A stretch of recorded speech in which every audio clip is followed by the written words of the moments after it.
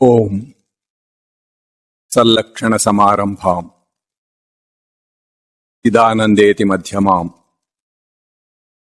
స్మదాచార్యపర్యంతాం వందే గురుపరంపరాం. ఓం శ్రీ గురుదేవాయ నమః.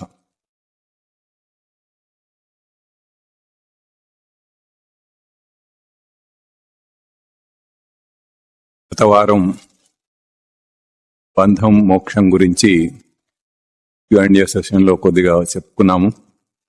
కానీ ఈ వారం ప్రవచనానికి అంశానికి అది అవసరం కాబట్టి ఇంకొంచెం వివరంగా చెప్పుకుందాము. బంధం అంటే దేహం పరిధిగా లోకం పరిధిగా వ్యవహరించటం అన్నట్లుగా చెప్పుకున్నాము. అంటే bounded by the limits of body, అట్లాగే లోకానికి bounded by the limits of the world అన్నట్టుగా. దానికి కొన్ని ఉదాహరణలు చెప్పుకుందాము. మామూలుగా దేహమే నేను అన్నట్లుగా ప్రవర్తిస్తూ ఉంటాడు మనిషి. అలా ఉండి జ్ఞానంలో నేను దేహం, నేను పుట్టేవాడిని, నాకు రోగం వచ్చింది, నాకు ముసలితనం వచ్చింది, నేను చస్తాను అని ఇటువంటి భావాలు ఏవైతే ఉన్నాయో ఆ సంకల్పాలని బంధం అని అంటారు. అలాగే కర్తృత్వ భోక్తృత్వములు అంటే నేను చేసేవాణ్ణి, నేను అనుభవించేవాణ్ణి అని అనుకోవటం, అది అటువంటి సంకల్పం కూడా బంధం. తర్వాత నా వాళ్ళు అని ఎవరినైతే అనుకుంటాడో, కొంతమందిని తండ్రి, తల్లి, అన్న, తమ్ముడు, అక్క, చెల్లెళ్ళు, అలాగే భార్య, భర్త, పిల్లలు, వీళ్ళందరినీ నా వాళ్ళు అని అనుకోవటం బంధువులు. ఇటువంటి సంకల్పాన్ని కూడా బంధం అని అంటారు. అట్లాగే ఏవైతే కొన్ని వస్తువులని నావి అని అనుకుంటాడో, అంటే ఇండ్లు, భూములు, ఫ్యాక్టరీలు, కార్లు, మోటార్ సైకిళ్ళు, అనేక వస్తువులు, ఏవేవైతే వస్తువులు ఇవన్నీ నావి నావి అని అనుకుంటూ ఉంటాడో అటువంటి సంకల్పాన్ని కూడా బంధం అని అంటారు.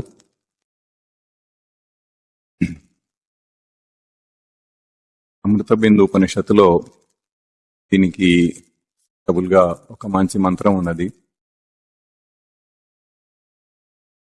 మన ఏవ మనుష్యాణం కారణం బంధమోక్షయో బంధాయ విషయాసక్తం ముక్తై నిర్విషయం స్మృతం.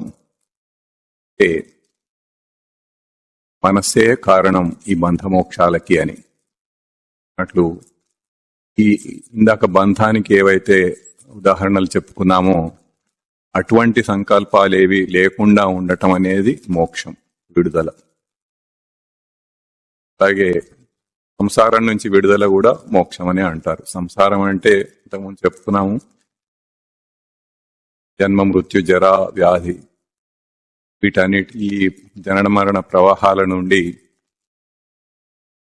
దాంట్లో పడి ప్రవహిస్తూ ఉండటం, కొట్టుకుపోతూ ఉండటం అనేది అది బంధం అయితే, అది లేకపోవటం అది సంసారం. సంసారం నుంచి విడుదల అనేది కూడా మోక్షం. ఈ మంత్రం ప్రకారం మామూలుగా ఉపనిషత్తులలో ఉండే వాటిని మంత్రాలు అని అంటారు, ఇతర గ్రంథాలలో ఉండే వాటిని శ్లోకాలు అంటారు. ఉపనిషత్తులు వేదాల నుండి వచ్చినవి కాబట్టి వేదాల్లో ఉండేవన్నీ మంత్రాలు. వేదంలోనే ఉపనిషత్తు ఉంటుంది కాబట్టి వాటిని కూడా మంత్రాలని అంటారు. వేరే భగవద్గీత ఇటువంటి గ్రంథాలన్నింటిలో కూడా ఉండే వాటిని శ్లోకాలు అని అంటారు. అట్లా ఈ మంత్రంలో ఏం చెప్తున్నారంటే బంధానికైనా మోక్షానికైనా మనసే కారణం అని చెప్తున్నారు. అంటే శుద్ధమైన మనసు అయితే మోక్షం, అశుద్ధమైన మనసు అయితే బంధం. అంటే మనసుకు శుద్ధం అశుద్ధం ఎక్కడి నుంచి వస్తాయి అంటే, ఇంతకుముందు ప్రవృత్తి గురించి మనం చెప్పుకున్నప్పుడు ప్రవృత్తి యొక్క శుద్ధ స్వరూపము అశుద్ధ స్వరూపము రెండు రకాలుగా చెప్పుకున్నాము. త్రిగుణాత్మక ప్రవృత్తిగా ఉంటే అది అశుద్ధం. అట్లా కాకుండా సత్వరజస్తమములుగా అవి మనం సాధన చేత వాటిని శుద్ధం చేసుకుంటే అవి శుద్ధ స్వరూపంగా మారి ఆత్మతత్వాన్ని పొందటం అని అనకూడదు, యాక్చువల్గా తెలుసుకోవటానికి ఉపయోగపడతాయి. దాన్ని శుద్ధ స్వరూపం అని అంటారు. ఆత్మతత్వం అనేది అది ఆత్మ అనేది ఎప్పుడు ఉన్నది. సచ్చిదానంద స్మృతి కాన్షియస్నెస్ అనేది ఎప్పుడు మనలోనే ఉన్నది, ఎప్పుడూ ఉన్నది. దాని ఆధారంగానే మనం ప్రవర్తిస్తున్నాము. అంతేగాని మనం ఇప్పుడు ఏదో సాధన చేసి దాన్ని పొందుతాము అన్నది కాదు. ఇప్పుడు ఉన్నది, దాన్ని గుర్తించటం అన్నదే మనం చేయాల్సిన పని. ఉదాహరణకి ఇప్పుడు ఒక బీదవాడు జేబులో 500 రూపాయల నోటు ఉందనుకోండి, కానీ అతనికి గుర్తులేదు అది అక్కడ ఉందని, తెలియక ఆకలేస్తోంది, తినటానికి తిండి లేదు, కొట్టుకుంటున్నాడు. ఏం చేస్తాడు? అదే ఆ 500 రూపాయల నోటు ఉన్నదని తెలిస్తే దాంతో కావాల్సిన సరుకులు కొనుక్కొని వంట చేసుకొని తినొచ్చు. కానీ తెలియకపోవటం వల్ల ఆ దుఃఖంతో అట్లా బాధపడుతూ ఉన్నాడు. అట్లాగే సచ్చిదానంద స్మృతి అనేది ఆధారంగా, కాన్షియస్నెస్సే మనకి ఆధారంగా ఉన్నప్పటికీ, అదే తన నిజస్వరూపం అయినప్పటికీ అది తెలియకపోవటం వలన ఈ బంధంలో పడి దుఃఖంలో పడుతున్నాడు. ఇప్పుడు ఈ బంధమోక్షాలకి మనసే కారణం అని అంటున్నారు. బంధాయ విషయాసక్తం అంటే బంధం కొరకు విషయం నందు ఆసక్తి.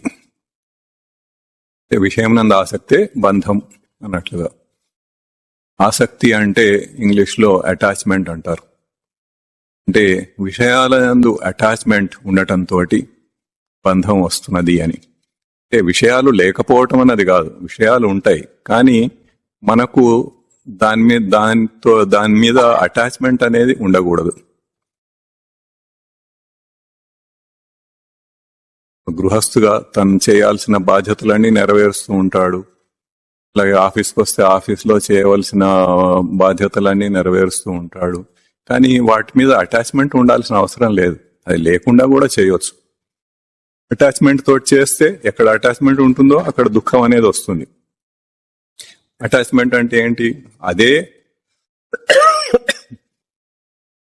అది ఉన్నది అనుకొని అదే నా స్వరూపం అన్నట్లుగా తీసుకొని, దాంతోటే నాకు ఉనికి అన్నట్లుగా తీసుకొని అట్లా చేస్తూ ఉండటం వల్ల అక్కడ ఎక్కడ ఏదైనా కానీ తనకే దుఃఖం వస్తూ ఉంటుంది, దానికి ఏదైనా తనకే దుఃఖం వస్తుంది. అట్లా కాకుండా అటాచ్మెంట్ లేకుండా అవే బాధ్యతలు చక్కగా నిర్వర్తించవచ్చు. అప్పుడు ఈ విషయాసక్తి అనేది అక్కడ లేదు. విషయాలు ఉన్నాయి కానీ విషయాసక్తి లేదు. తను చేయవలసిన తన డ్యూటీస్ అన్ని చేస్తున్నాడు కానీ అక్కడ అటాచ్మెంట్ అనేది లేదు. అలాగే ముక్తై నిర్విషయం స్మృతం అన్నారు. అంటే విషయంలో స్మరణ లేకుండా ఉండటం అనేదే ముక్తి అని, అదే మోక్షం అన్నట్టుగా. అంటే విషయాలను స్మరించకుండా ఉండటం, నిర్విషయం స్మృతం, విషయాలు లేకుండా ఉండటం అనేది ముక్తి స్వరూపం. ఇప్పుడు మనసే బంధానికైనా మోక్షానికైనా కారణం అని చెప్పారు. అది ఎట్లా అన్నది కొద్దిగా విచారణ చేసుకుందాము. మామూలుగా మనుషులకు 3 అవస్థలు ఉంటాయి, జాగ్రత్త, స్వప్న, సుషుప్తి అవస్థలు అని. జాగ్రత్త అంటే ఇప్పుడు మనం ఉన్నది మెలకువగా ఉన్న అవస్థ, ఈ స్థితి. స్వప్నావస్థ అంటే కలలుగనే స్థితి. సుషుప్తావస్థ అంటే గాఢ నిద్రలో ఉండే స్థితి. ఇప్పుడు కళ అనేది దీనికి చాలా మంచి ఉదాహరణ ఈ మనసు యొక్క ఈ ప్రక్రియని మనం అర్థం చేసుకోవటానికి.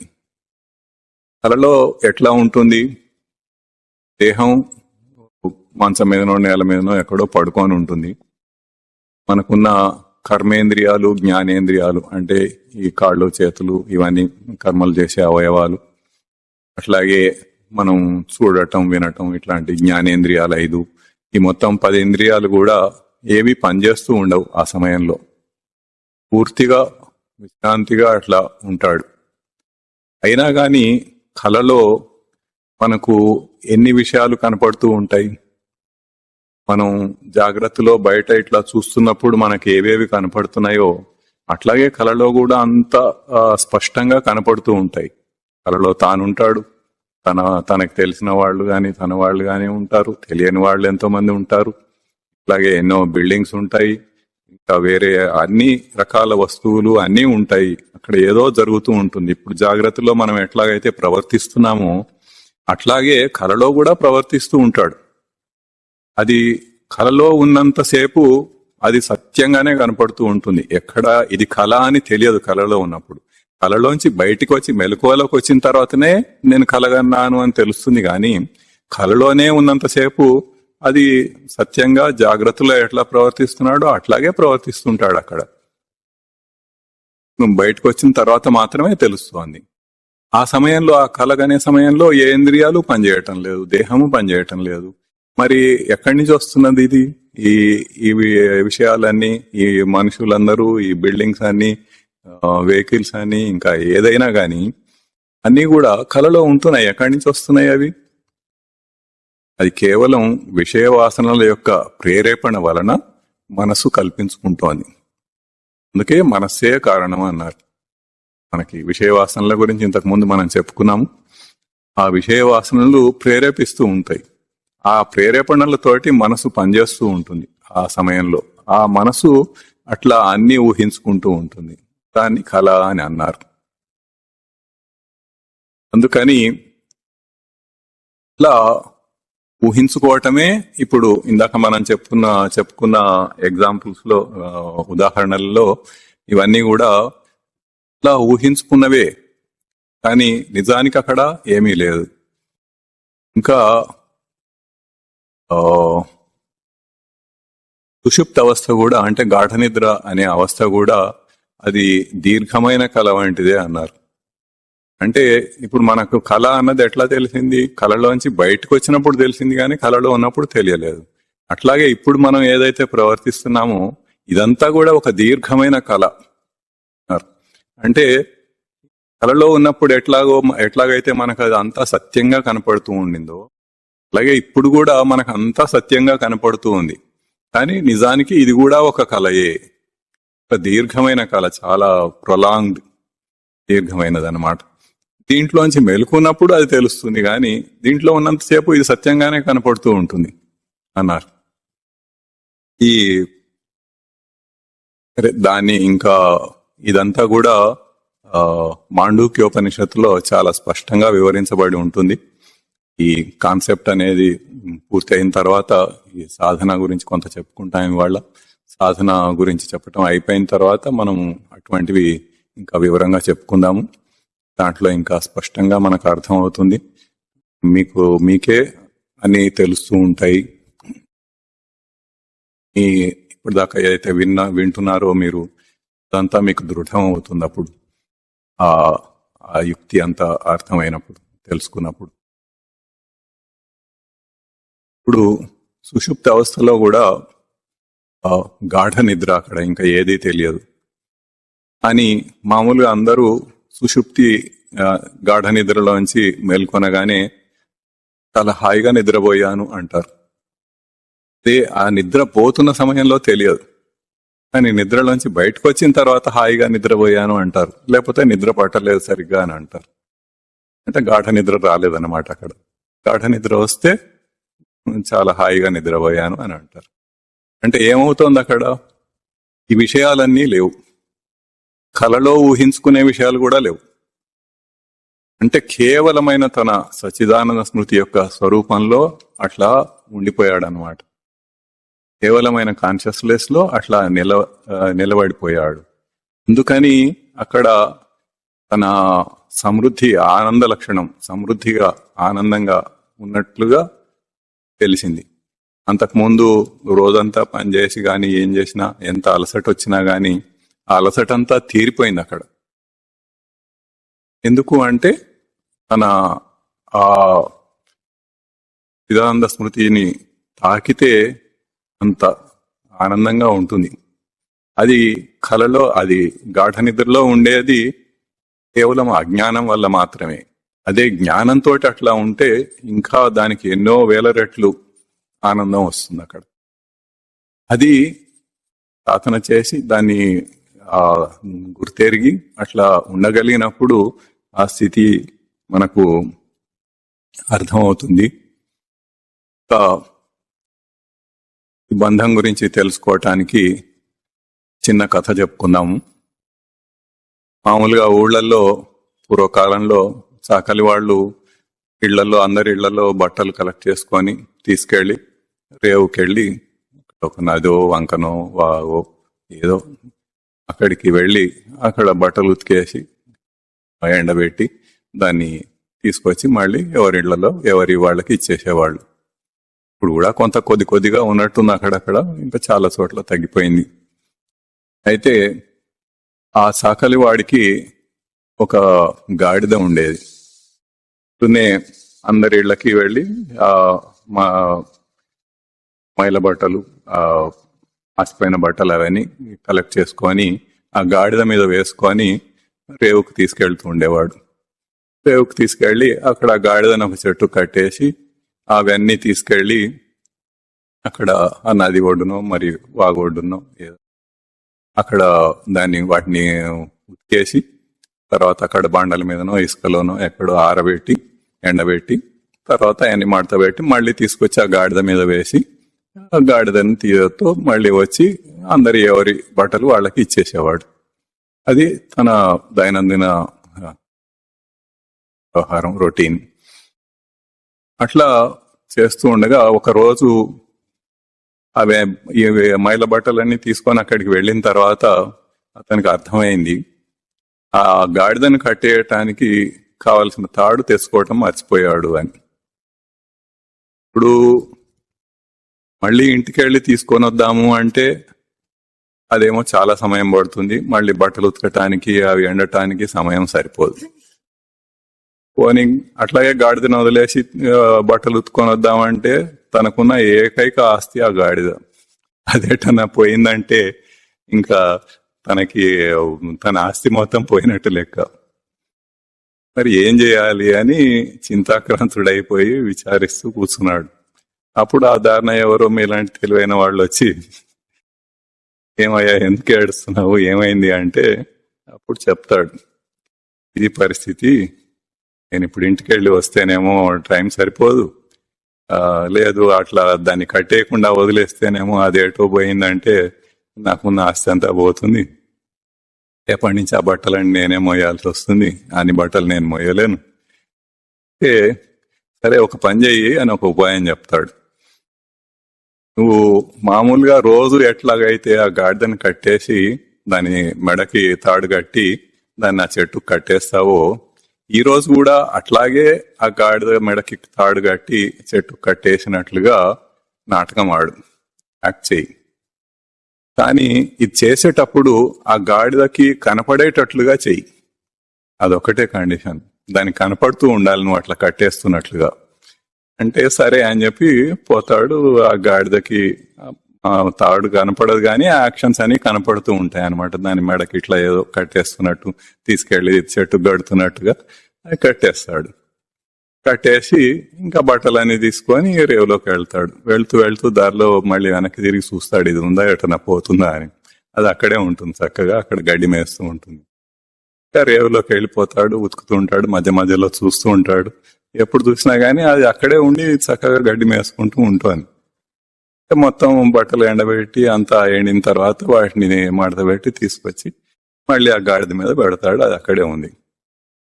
ఇప్పుడు ఇంకా పోదాం అన్నట్టుగా దాన్ని ఏదో మామూలుగా అంటుంటాడు కదా వాళ్ళ అలవాటు ప్రకారం.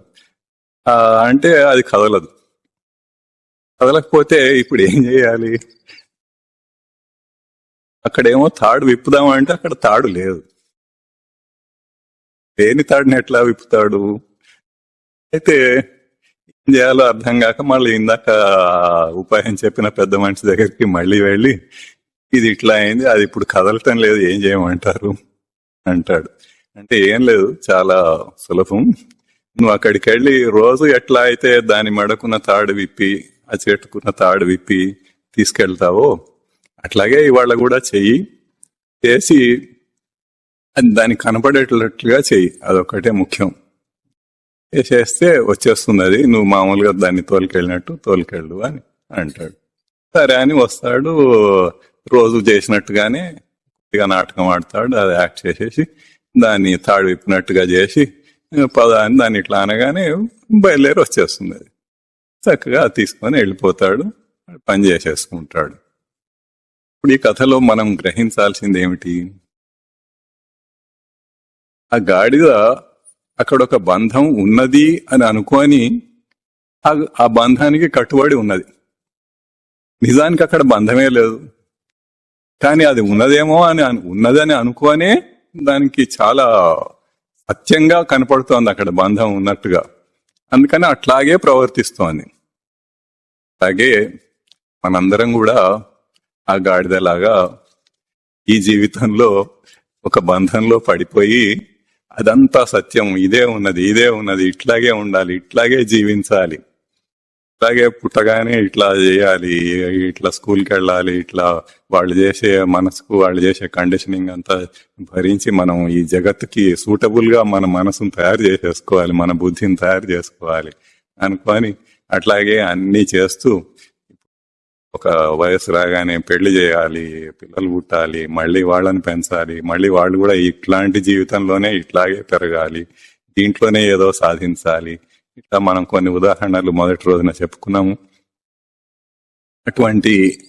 అటువంటివన్నీ చేసుకుంటూ ఆ రకంగానే జీవిస్తున్నాం తప్ప నిజానికి మనం ఊహించుకోవటం అనుకోవటమే గాని అక్కడ బంధం అంటూ ఏం లేదు.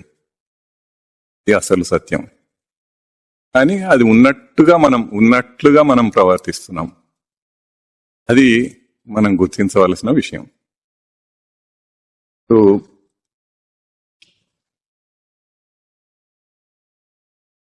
కోరికల స్వరూపం గురించి కొద్దిగా తెలుసుకుందాం.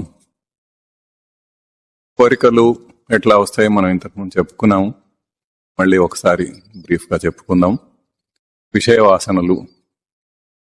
వాసనల నుంచి ప్రేరేపణలు వస్తూ ఉంటాయి.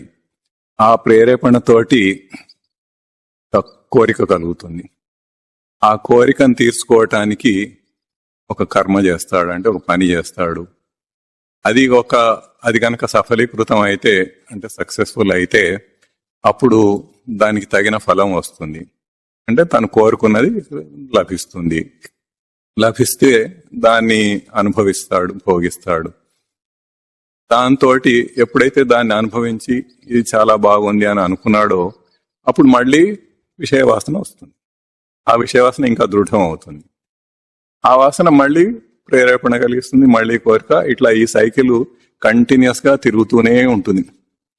అట్లా పోను వాసనలు దృఢమై ప్రవృత్తిగా మారటం, కరడు కట్టిన ప్రవృత్తి కావటం, ఇదంతా జరుగుతూ ఉంటుంది. అయితే మరి దీన్ని ఎట్లా బ్రేక్ చేయాలి అని అంటే, ఎప్పుడైతే మనము ఆ వచ్చిన దాన్ని భోగించటం అనేది ఆపుతామో, అంటే ఇది చాలా బాగుంది, ఇది సుఖంగా ఉంది, ఇవన్నీ తాత్కాలిక సుఖాలు అని మనం చక్కగా చెప్పుకున్నాం, అందరికీ అర్థమై ఉండాలి. ఈ తాత్కాలిక సుఖంతో చాలా బాగుంది, చాలా ఆనందంగా ఉన్నానని అనుకుంటూ భోగిస్తున్నాడో, అక్కడ ఆ చాలా బాగుంది అనేది తీసేసి, చాలా సుఖంగా ఉన్నది అనేది తీసేసి, కేవలం ఒకటి చేశాడు, అది అట్లా జరుగుతోంది అన్నట్లుగా నిమిత్త మాత్రంగా అట్లా ఉంటే, అప్పుడు క్రమేపీ ఆ వాసనలు అనేది క్షీణించటం మొదలు పెడుతుంది. వాసన క్షీణం అయితే, అంటే వాసనలన్నీ నశించిపోతే, అప్పుడు క్రమంగా తన ప్రవృత్తి త్రిగుణాలు కూడా అవి శుద్ధమైపోతాయి. ఈ చేయవలసిన కార్యం. ఇప్పుడు మీకు ఎవరంటే ఎక్కువ ప్రీతి, ఎవరంటే ఎక్కువ ఇష్టం?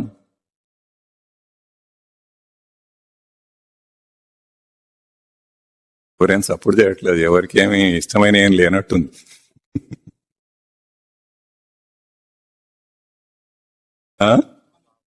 అమ్మా నాన్న, ఇంకా పిల్లలు, ఇంకా నాకు నేనే అందరికంటే ఎక్కువ ప్రీతి. అందరికంటే ఎక్కువ ఇష్టం ఎవరు అంటే ఏది అంటే నేనే నాకు ఎంత ప్రీతికరమైనది. అట్లాగే అందరికి కూడా ఎవరికి వాళ్ళకి తనకి తానే ఎక్కువ ప్రీతి. ఈ ప్రీతి గురించి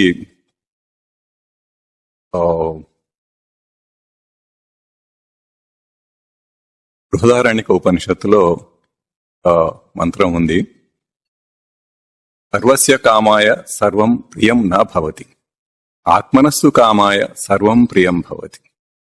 అంటే అందరి యందు కోరికల కొరకు అందరి యందు ప్రీతి కాదు, తన యందు ప్రీతి, తన కోరిక కొరకే అందరి యందు ప్రీతి.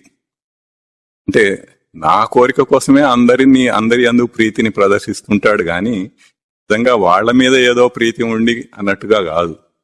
అది అసలు నిజం. విచారణ చేసుకుంటే ఎవరికైనా అర్థమవుతుంది. అది కొద్దిగా దాన్ని విచారణ చేసి చూసుకుందాం. ఇప్పుడు మామూలుగా మన జీవితంలో అన్నిటికంటే ముఖ్యమైనది ఏమిటి? తిండి. తిండి తింటేనే బతుకుంటాడు అని అట్లా బతుకుతున్నాం కాబట్టి మనం తిండి. అయితే ఇప్పుడు ఆ తిండిలో అనేక పదార్థాలు ఉంటాయి. కొన్ని పదార్థాలు మనకు చాలా ఇష్టం. ఉదాహరణకి కొంతమందికి ఐస్ క్రీమ్ అంటే చాలా ఇష్టం, కొంతమందికి గులాబ్ జామ్ అంటే ఇష్టం, కొంతమందికి జిలేబీలు అంటే ఇష్టం, ఇంకోటి ఏదో అంటే ఇష్టం. అట్లా రకరకాల పదార్థాల మీద అందరికీ ఇష్టం ఉంటుంది. ఇప్పుడు మీకు ఇష్టమైన ఆ పదార్థాన్ని ఇచ్చి తిని ఆనందించమని చెప్పారనుకోండి, మీకు ఎంత కావాలంటే అంత తినండి అన్నట్టుగా. సరే, ఒకటి తింటాడు, చాలా ఆనందంగా ఉంది, చాలా బాగుంది అంటాడు. రెండోది తింటాడు, బాగుంది అంటాడు. మూడోది తింటాడు, బాగానే ఉంది అంటాడు. ఇంకా 4వ 5వ తింటూ ఉంటే ఆ బాగుండటం అనేది ఆ టోన్ కొంచెం తగ్గిపోతూ ఉంటుంది. ఇంకా ఇంకా ఎక్కువ తినేటప్పటికీ అది కొంచెం బాగుండటం అనేది పూర్తిగా తగ్గిపోయి అది కొంచెం వెగట అనిపిస్తోంది అన్నట్టుగా మొదలు పెడతాడు. ఇంకా ఇంకోటి తినే అని బలవంతం చేస్తే ఇంకా బాగా వెగటుగా అయిపోతుంది. అది అంటే దాన్ని బట్టి ఏం అర్థమవుతోంది మనకి? ఇప్పుడు ఆ వస్తువుకి ప్రీతి అనే లక్షణం, ఆనందం కలిగించడం అనే లక్షణం, ప్రీతి కలిగించడం అనే లక్షణం ఆ వస్తువుకి గనక ఉంటే అందరికీ ప్రీతి కలిగించాలి, ఎల్లప్పుడూ ప్రీతి కలిగించాలి. నేను ఎప్పుడు తిన్నా గానీ అది ప్రీతిగానే, ఎంత తిన్నా ప్రీతిగానే ఉండాలి. అట్లాగే అందరికీ ప్రీతి కలిగించాలి. ఇప్పుడు ఒకే వస్తువు అందరికీ ప్రీతి కలిగించటం లేదు. ఒకటికి జిలేబీ ఇష్టమైతే వేరే కొంతమందికి ఇష్టం ఉండదు. అది మరి అప్పుడు దాని మీద అంటే ప్రీతి అనే లక్షణం దానికి ఉందా, నాకుందా? దానికి గనక ఆ లక్షణం ఉంటే అది అందరికీ ప్రీతి కలిగించాలి, అందరూ ఇష్టపడాలి దాన్ని. అది నాకుంది కాబట్టి నాకు దాని యందు ప్రీతి. అంటే ఇక్కడ ఏం చేస్తున్నాడు? తన యందు తనకున్న ప్రీతిని అక్కడ పెడుతున్నాడు. పెట్టి ముందు చెప్పుకున్నట్టు దానికి తన ఉనికిని దానికి ఇచ్చి అది ఉన్నది అని ఇంకా అట్లా చేసుకుంటూ వస్తున్నాడు తన లక్షణాలని. కానీ నిజానికి ఆ ఇష్టం అనేది ఎక్కడుంది? తన దగ్గర ఉంది. అట్లాగే ఏ పదార్థం అయినా కానీ అట్లాగే ఉంటుంది. ఇంకా దీని తర్వాత తిండి తర్వాత ఇంకా ముఖ్యమైనది ఏంటి? వస్త్రం, బట్ట. ఇప్పుడు ఒక బట్టల షాప్కి వెళ్ళాడు, అనేకమైన వస్త్రాలు ఉన్నాయి, అక్కడ చాలా బట్టలు ఉన్నాయి. కొన్ని తనకు నచ్చుతాయి, కొన్ని తనకు నచ్చవు. దాంట్లో కొన్ని బాగా నచ్చుతాయి, బాగా నచ్చింది ఒకటి చూసి అదొకటి కొనుక్కున్నాడు. ఇప్పుడు ఈ బాగా నచ్చింది అందరికీ నచ్చుతుందా? నచ్చదు. చాలా మంది అది చూసి అది బాగాలేదని అక్కడ వదిలేసి వెళ్ళిపోయిన వాళ్ళు ఉంటారు. కానీ వీడికి అది నచ్చింది, అది కొనుక్కున్నాడు. అంటే ఇప్పుడు ఆ ప్రీతి అనే లక్షణం ఆ బట్టలో ఉందా, తనలో ఉందా? అది కనుక బట్టలో ఉంటే అందరికీ అది ప్రీతికరంగా ఉండాలి, అందరూ దాన్ని చూసి ఇష్టపడాలి. అట్లా కాకుండా కొంతమందికి నచ్చుతోంది, కొంతమందికి నచ్చట్లేదు అంటే దాని అర్థం ఏంటి? దాంట్లో ఏం లేదు, ఉన్నది వీడిలోనే ఉంది అని చాలా స్పష్టంగా అర్థం అవుతోంది అక్కడ. అట్లాగే తనకు ఇష్టం లేనివి ద్వేషం అస్సలు అదంటే అసలు గిట్టదు అన్న లెవెల్లో కొన్ని కనపడుతూ ఉంటాయి. అసలు ఆ రంగే నాకు నచ్చదు అంటాడు. మరి ఆ రంగు ఎంతో మంది కొనుక్కుంటూనే ఉన్నారు కదా. కొనుక్కోకపోతే షాప్ ఎందుకు పెట్టుకుంటాడు అక్కడ? వీడు కాకపోతే ఇంకోడు కొనుక్కుంటాడు. కొనుక్కునే వాళ్ళు ఉన్నారు కాబట్టి వాడు అక్కడ పెట్టుకుంటాడు. వాడు చేసేదే బిజినెస్. ఆ రకంగా అది కూడా తనకే ఆ ప్రీతి లక్షణం ఉన్న, తనకున్న ఆ ప్రీతి లక్షణాన్ని, తన మీద తనకున్న లక్షణాన్ని అక్కడ ప్రయోగించి చేస్తున్నాడు. కానీ ఆ వస్తువులో ప్రీతి అన్నది లేదు అన్నది చాలా స్పష్టంగా అర్థమవుతుంది. ఆ తర్వాత తిండి, బట్ట, తర్వాత నెక్స్ట్ ఇంకా ఇంపార్టెంట్ది ఏముంది? ఇల్లు అంటారు మామూలుగా. కానీ ఈ రోజుల్లో ఇల్లు కంటే కూడా ముఖ్యమైనది మొబైల్ ఫోన్. మొబైల్ ఫోన్ లేకపోతే బతకడం కష్టం అంటారు చాలా మంది. ఇప్పుడు తన దగ్గర ఏదో ఒక మొబైల్ ఫోన్ ఉంది, తనకి బాగా నచ్చింది, అది నచ్చిందని కొనుక్కున్నాడు. దాంట్లో చాలా ఫీచర్స్ ఉన్నాయి, అన్ని బాగున్నాయి. అయితే అది ఏదో ఐఫోన్, నోకియానో, శాంసంగ్, ఏదో వాట్ ఎవర్ ఇట్ ఈస్. ఇప్పుడు ఒక 10th వర్షన్ నడుస్తుంది అనుకోండి.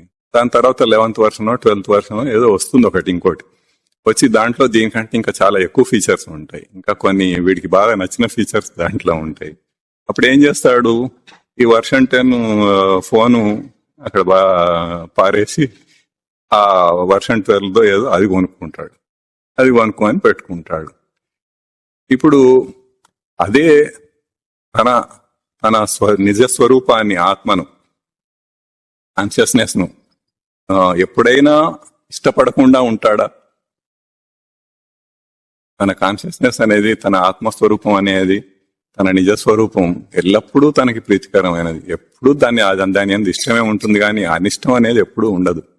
అట్లాగే ఎప్పుడు కూడా దాన్ని పారేయటం అనేది జరగదు. అది ఎప్పుడు తనకే కావాలి, తన యందే ఉంటుంది, తనకే కావాలి. అది అక్కడ తేడా. అట్లాగే ఇప్పుడు దీంట్లో ఇంకొక యాంగిల్ చూద్దాము.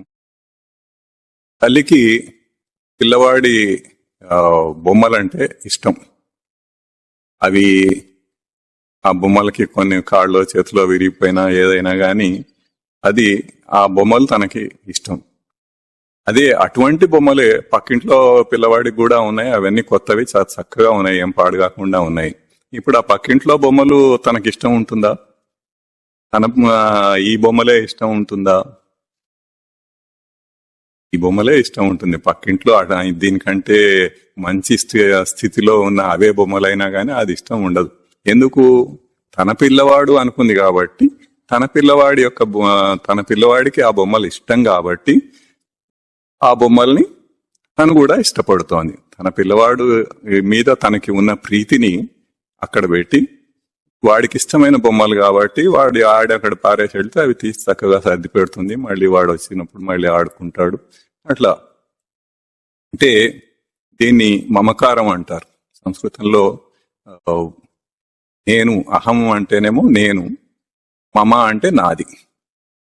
ఆ పిల్లవాడిని నావాడు అనుకున్నది కాబట్టి ఆ మమకారంతో అక్కడ అవి ఇష్టపడుతుంది. అదే తన గురించి చెప్తే అహంకారం అంటారు.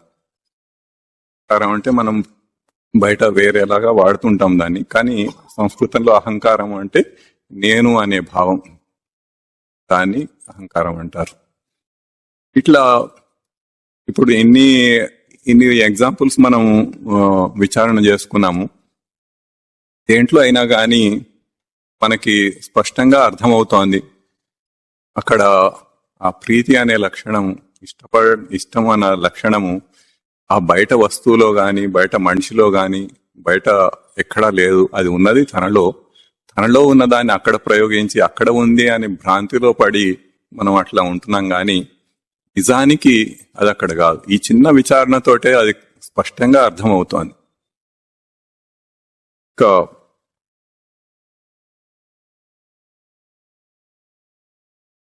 పూర్వం వాల్మీకి మహర్షి తెలుసా అందరికీ? రామాయణం రచించింది వాల్మీకి మహర్షి. ఈ పూర్వం, ఈ రామాయణం రచించటానికి పూర్వం, మహర్షి కావటానికి పూర్వం ఒక బోయేవాడు అతను. అయితే అడవిలో ఒక చెట్టు కింద చెట్టు మీద కూర్చొని ఆ దారిన పోయే వాళ్ళందరినీ దోచుకుంటూ ఉండేవాడు. దోచుకొని ఆ వచ్చిన డబ్బు వస్తువులు ఏదో దాంతో తన కుటుంబాన్ని పోషిస్తూ ఉండేవాడు. అయితే ఒకరోజు నారద మహర్షి వచ్చి అడుగుతారు, ఎందుకయ్యా ఇటువంటి పని చేస్తే చాలా పాపం వస్తుంది కదా, ఎందుకు చేస్తున్నావు నువ్వు అంటే, నా కుటుంబాన్ని పోషించుకోవటానికి నేను చేస్తున్నాను అని అంటాడు. సరే, నువ్వు కుటుంబాన్ని పోషించడానికి చేస్తున్నావు, కానీ నువ్వు చేసేది పాపం కదా, ఈ పాపంలో మరి నీ కుటుంబం దీంట్లో భాగం తీసుకుంటారా వాళ్ళు అంటే, ఎందుకు తీసుకోరు, వాళ్ళందరూ నా వాళ్ళు, తప్పకుండా అదే ఏ పాపమైనా పుణ్యమైనా ఏదైనా వాళ్ళందరూ చక్కగా దాంట్లో భాగం తీసుకుంటారు అని చెప్తాడు చాలా కాన్ఫిడెంట్ గా. అయితే ఒకసారి నువ్వు వెళ్ళి వాళ్ళని అడిగిరా తీసుకుంటారో లేదో అని అంటే చాలా కాన్ఫిడెంట్ గా వెళ్తాడు.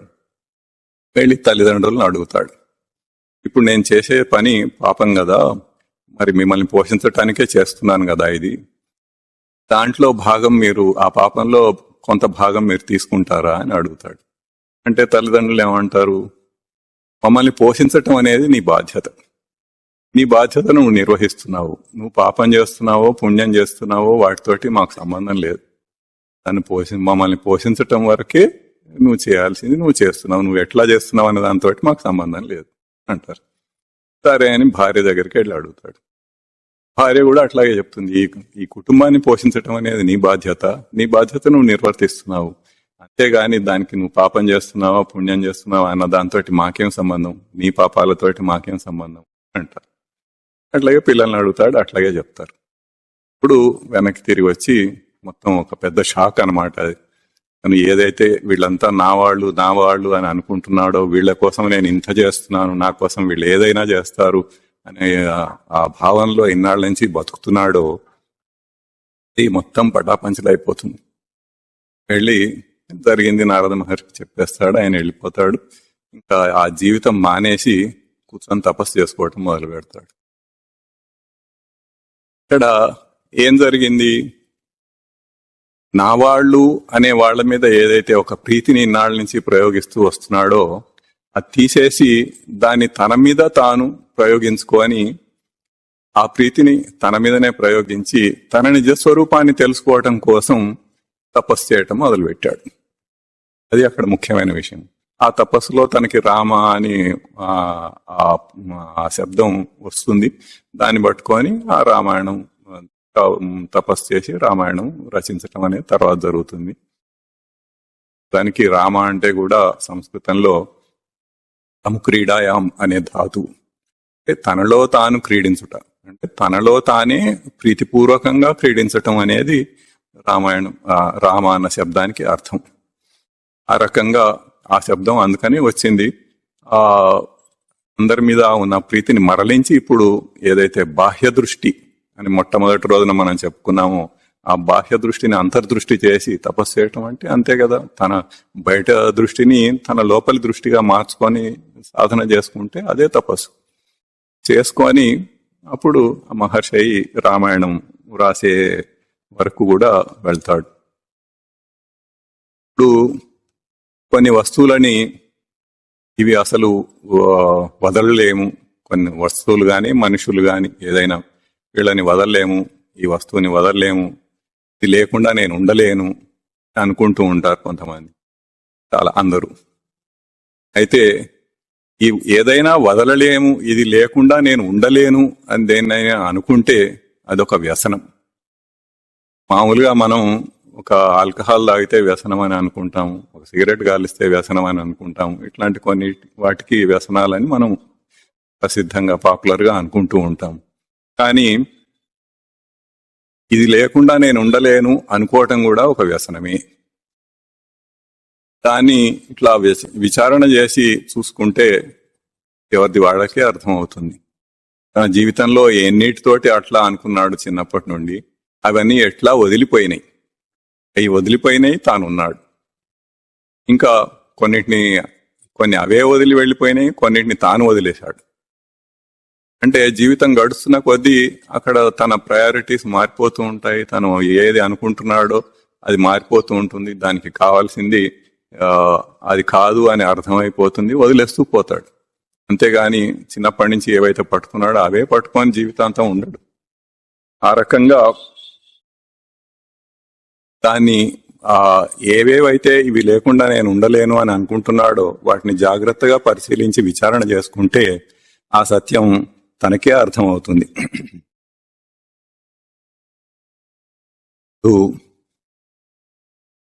సాధన గురించి చెప్పుకుందాము. మనకు కావాల్సిన ప్రీ రిక్విజిట్స్ అన్ని ఇప్పుడు చెప్పేశాం కాబట్టి సాధన ఎట్లా చేయాలి, ఇన్నాళ్ళ నుంచి మనం ఒక థియరీగా చూస్తున్న దాన్ని ఇప్పుడు ప్రాక్టికల్ గా ఎట్లా చేసి తన నిజ స్వరూపాన్ని గుర్తించాలి. పొందటం అని అనకూడదు, గుర్తించటం అనే అనాలి. ఎందుకంటే అసలు నిజంగా ఉన్నది అదే. అది తెలియక దాన్ని ఏదో పొందాలని అనుకోవటమే తప్ప నిజానికి అదే ఉన్నది, మిగతాదంతా లేనే లేదు. సాధనకు రెండు ముఖ్యమైన లక్షణాలు ఏంటంటే ఆత్మ ప్రశంస, అనాత్మ ఖండన. అంటే ఆత్మను గొప్పగా ప్రశంసించుకుంటూ ఉండాలి. అనాత్మ అంటే ఆత్మ కాని వాటిని అనాత్మ అంటారు. ఆ అనాత్మములన్నింటినీ కూడా ఖండిస్తూ ఉండాలి. భగవద్గీతలో ఒక మంచి శ్లోకం ఉన్నది దీనికి. ప్రజహాతి యదా కామాన్ సర్వాన్ పార్థ మనోగతాన్ ఆత్మన్యేవ ఆత్మనా తుష్టః స్థితప్రజ్ఞస్తదోచ్యతే.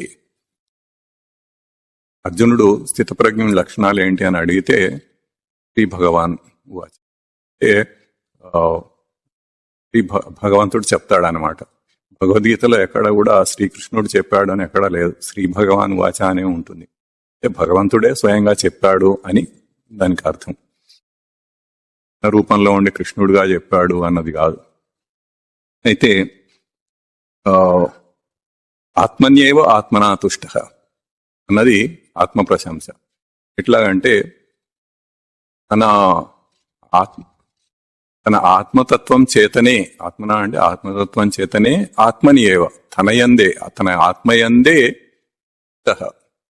తృప్తిగా, ప్రశాంతంగా తృప్తిగా ఉండగలగటం, ఇది పదం చూపిస్తోంది. ఇది ఆత్మ ప్రశంస. దాన్ని మనం గుర్తించి దాన్ని ఎప్పుడు అట్లా ఉండటానికి ప్రయత్నించాలి. తర్వాత యదా సర్వాన్ కామాన్ ప్రజహాతి అంటే అన్ని కోరికలను విడిచిపెట్టాలి. విడిచిపెట్టడం ఇవి ఈ స్థితప్రజ్ఞుని యొక్క లక్షణాలు అన్నమాట. అంటే అనాత్మ ఖండన, అనాత్మములను ఖండించటము, ఆత్మను దాన్ని పొగడుకోవటం, దాన్ని ఉన్నతంగా చూస్తూ ఉండటం అనేది ఈ ఆత్మ ప్రశంస. ఈ రెండు లక్షణాలు సాధన యొక్క ముఖ్యమైన అంశాలు.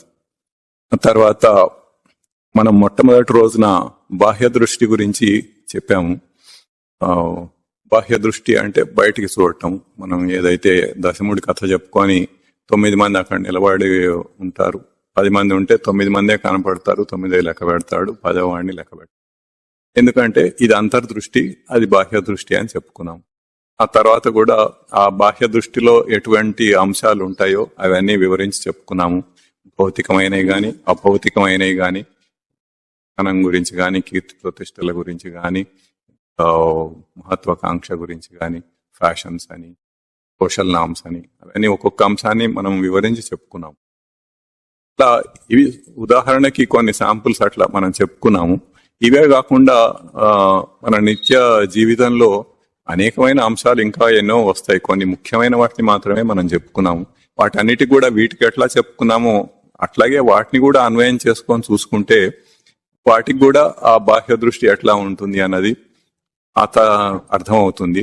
ఆ తర్వాత మనం ఈ చార్ట్ గురించి మొత్తం ఎక్స్ప్లెయిన్ చేసుకొని చెప్పుకొని తన నిజ స్వరూపం కాన్షియస్నెస్ అన్నది స్పష్టంగా చెప్పుకొని సచ్చిదానంద స్మృతి అని చెప్పుకొని దాని తర్వాత ఈ సచ్చిదానంద లక్షణములని ఈ బాహ్య దృష్టిలో దేనికైతే మనం తీసుకున్నామో వాటన్నిటికి కూడా అవి ఎట్లా తప్పుగా అన్వయం చేసుకొని వాటిని చూస్తున్నాడు అన్నది మనం చెప్పుకున్నాం. ఒక వస్తువుని తీసుకుంటే ఇది ఉన్నది అని ముందు అనుకోవటం, తర్వాత తన ఉనికి చైతన్యాన్ని దానికి ఇచ్చి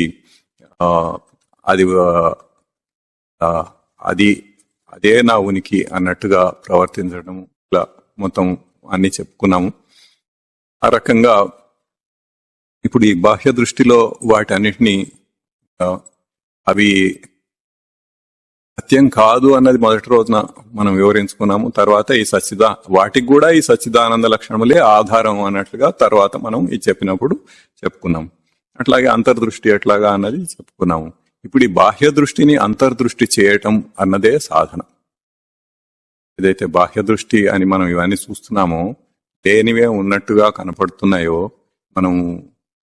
దానికి మనం భౌతికమైన వాటికంటే అభౌతికంగానే ఎక్కువ జీవిస్తూ ఉంటాం. అన్ని ఒక ప్రిజుడిస్ తోటి మనం అదట్లా ఇదిట్లా అని అనుకొని ఇది గొప్ప ఇది కావాలి అన్నట్టుగా తీసుకొని వాటితోటే మనం జీవితంలో ఎక్కువ జీవిస్తూ ఉంటాం. కానీ భౌతికమైన వాటితోటి కాదు. భౌతికమైనవి ఉంటాయి కాదని కాదు, కానీ ప్రపోర్షన్ గా చూస్తే మనం ఎక్కువ విలువ అభౌతికమైన వాటికే ఇస్తాం. అట్లాగే జీవిస్తూ ఉంటాం. అట్లా అక్కడ లేనివే ఉన్న వాటిలాగా ఎట్లాగైతే మనం ఈ జీవితంలో పడి పోతున్నామో అది దాని నుంచి అంతర్దృష్టికి మార్చుకోవటం అనేది సాధన. ఇది నిజమైన సాధన. తర్వాత ఇప్పుడు ఈ జీవిత ప్రవాహంలో ఇట్లా పడి కొట్టుకుపోతున్న వీడికి వేగంగా కొట్టుకుపోతున్న ఈ జీవితంలో క్షణం తీరిక ఉండదు. ఎప్పుడు అంతా బిజీగా ఉంటారు. అందరూ ఏదో చేస్తుంటారు, ఏదో సుఖం పొందాలనుకుంటారు, సుఖం కోసం ఎన్నో ప్రయత్నాలు చేస్తూ ఉంటారు. పగలంతా ఉద్యోగంలోనే సరిపోతుంది, సాయంత్రం ఇంకా ఏదో కార్యక్రమాలు ఉంటాయి, ఎక్కడెక్కడో సుఖం సంపాదించాలి, పొందాలి, అదేదో బయట ఉంది, బయట నుంచి తెచ్చుకోవాలి మనం అన్నట్టుగా ఈ జీవితంలో గడిపేస్తూ ఉంటాం. చూసుకున్నాము అది అంతా బయట లేదు, మన లోపలే ఉంది అని. అలాగే అయితే దానికోసం ఎంతో ప్రయత్నం చేస్తూనే ఉంటాం మనం. అది అట్లా ఎంతో క్షణం తీరిక లేకుండా ఇట్లా గడిపేస్తున్న ఈ జీవితంలో ఆ వేగం తగ్గించాలి. ఇప్పుడు ఈ మొత్తం దీన్ని అంతర్దృష్టి, బాహ్య దృష్టిని అంతర్దృష్టి చేయాలి అంటే హై స్పీడ్ లో వెళ్తున్న కారు యూటర్న్ చేయాలంటే ఏం చేయాలి? వేగం తగ్గించాలి. బ్రేక్స్ అప్లై చేసి వేగం తగ్గిస్తే అప్పుడు యూటర్న్ చేయగలడు. లేకుండా అట్లాగే వెళ్ళిపోతే తిప్పటానికి ప్రయత్నిస్తే ఆ కార్ బోర్లా పడుతుంది, యాక్సిడెంట్ అవుతుంది. అలా కాకుండా వేగం తగ్గించటం. ఈ వేగం తగ్గించటానికే సాధనలో నియమాలు అనేవి ఉంటాయి. ఆ నియమాలని మనం పాటించి ఈ నిజాన్ని మనం అర్థం చేసుకొని, ఏది అబద్ధమో దాన్ని అర్థం చేసుకొని ఆ రకంగా దాన్ని సరిగ్గా అవగాహన చేసుకొని ఆ నియమాలు పాటించి ఈ సాధన కర్మను ఏదైతే మనం చెప్పుకున్నామో ఇంకా కొన్ని చెప్పుకుంటాము, అది చేస్తేనే అది మనం చేయగలుగుతాం. మొత్తానికి ఈ వేగాన్ని తగ్గించటం అనేది చాలా ముఖ్యమైన విషయం. మనం అనేక జన్మల నుండి మనల్ని మనం హిప్నటైజ్ చేసుకుంటూ వస్తున్నాం. సెల్ఫ్ హిప్నటైజేషన్. ఇప్పుడు అమీబా దగ్గర నుంచి మొదలుపెట్టి చీమలు, దోమల దగ్గర నుంచి 84 లక్షల జీవరాశుల గర్భాల్లో ప్రవర్తించి ఒక్కొక్క దాంట్లో ఎన్నో కోట్ల జన్మలు, లక్షల జన్మలు గడిపి చివరికి మనుష్య జన్మకు వచ్చి ఇప్పుడు ఇక్కడ ఎన్ని జన్మలు గడిచినాయో తెలియదు మనకి. ఇంకా ఒక్కొక్కళ్ళకి ఒకలాగా ఉంటుంది. చివరికి ఈ రోజున ఈ అధ్యాత్మ విద్య యందు కొంత ఆసక్తి కలిగి వచ్చి తెలుసుకుంటున్నాం మనం. అయితే ఇప్పుడు ఇన్ని జన్మల్లో తనని తాను సెల్ఫ్ హిప్నటైజేషన్ చేసుకుంటున్నాడు. ఇది ఇట్లా ఇదే నేను ఏ జన్మలో ఉంటే అదే నేను అంటాడు. చీమ జన్మలో ఉన్నప్పుడు నేను చీమను అని బతుకుతాడు. దోమ జన్మలో ఉంటే నేను దోమను అనే బతుకుతాడు. అట్లాగే మనిషి జన్మలోకి వచ్చి నేను మనిషిని, నేను ఇట్లా ఉండాలి అట్లా ఉండాలి, ఇది చేయాలి అది చేయాలి. మన నిజ జీవితంలో మన ప్రస్తుత జీవితంలో మనం చూస్తూనే ఉన్నాం ఏమేం చేస్తున్నామో. అందరూ అవే చేస్తున్నారు, ఒకళ్ళొకటి ఇంకొకటి, ఎక్కడో కొన్ని ఎక్సెప్షన్స్ తప్ప సామాన్యంగా చాలా మంది కూడా ఒకలాగానే బతుకుతూ ఉన్నారు. ఒక రకంగానే అది గొప్ప ఇది గొప్ప అని అనుకుంటున్నారు, అట్లాగే ప్రవర్తిస్తూ వస్తున్నారు. దాన్ని ఈ మొత్తం ఎంతైతే సెల్ఫ్ హిప్నటైజేషన్ చేసుకున్నాడో ఇదే ఇట్లాగే అని దాన్ని మొత్తం డీహిప్నటైజ్ చేయాలి. ఇప్పుడు అది మొత్తం పోవాలి.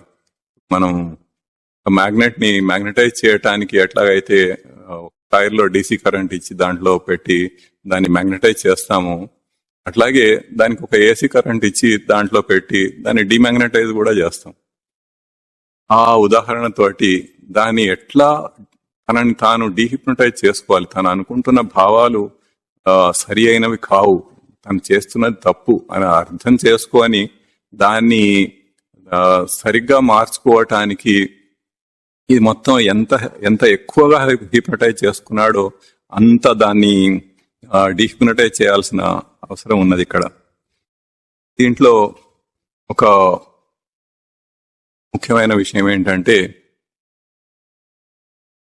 ముఖ్యంగా గుర్తించాల్సింది, ఎప్పుడైతే తన నిజస్వరూపం సచ్చిదానంద స్మృతియే అని అర్థం చేసుకున్నాడో, నేనే కాన్షియస్నెస్ నేనే, సచ్చిదానంద స్మృతియే నేను అని ఎప్పుడైతే అర్థం చేసుకున్నాడో, అది ఇంకా ఈ శృతి యుక్తి విచారణ వలన దృఢం చేసుకొని తన నిజస్వరూపాన్ని దృఢంగా స్పష్టంగా గుర్తిస్తాడో, ఇది కరెక్ట్ కాదు ఇదే అన్నట్లుగా, అప్పుడు ఆ ప్రవర్తన వేరుగా ఉంటుంది.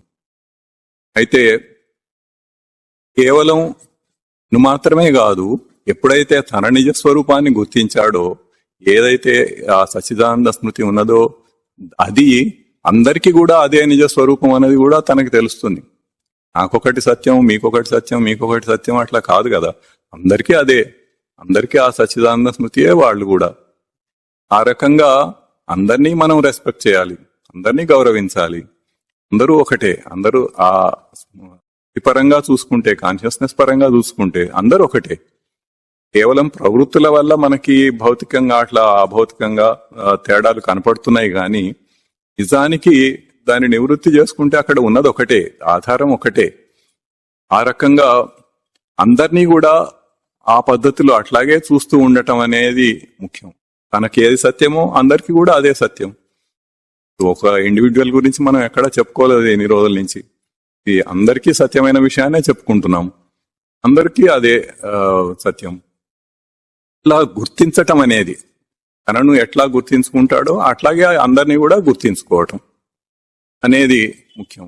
ఆటోమేటిక్ గా జరగాలి. ఇక్కడ గుర్తించుకుంటే అక్కడ కూడా గుర్తిస్తాడు, ఇక్కడ గుర్తించుకోలేకపోతే అక్కడ కూడా గుర్తించాడు.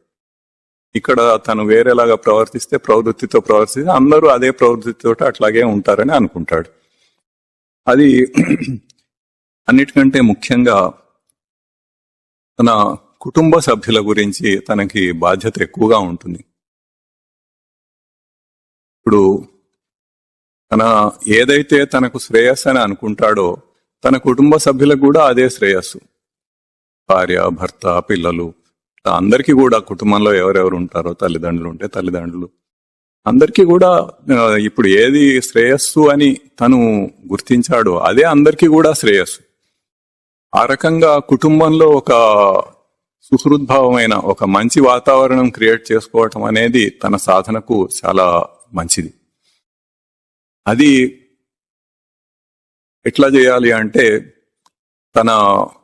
తనకెట్లాగైతే కొంత జిజ్ఞాస కలిగి ఈ ఆధ్యాత్మ విద్యను తెలుసుకొని తను అర్థం చేసుకొని దాన్ని దృఢం చేసుకొని తను మారాలని నిశ్చయం చేసుకొని సాధన చేస్తున్నాడో, అట్లాగే వాళ్ళకు కూడా కొంత జిజ్ఞాస కలిగించే ఏర్పాటు తను చేయాలి.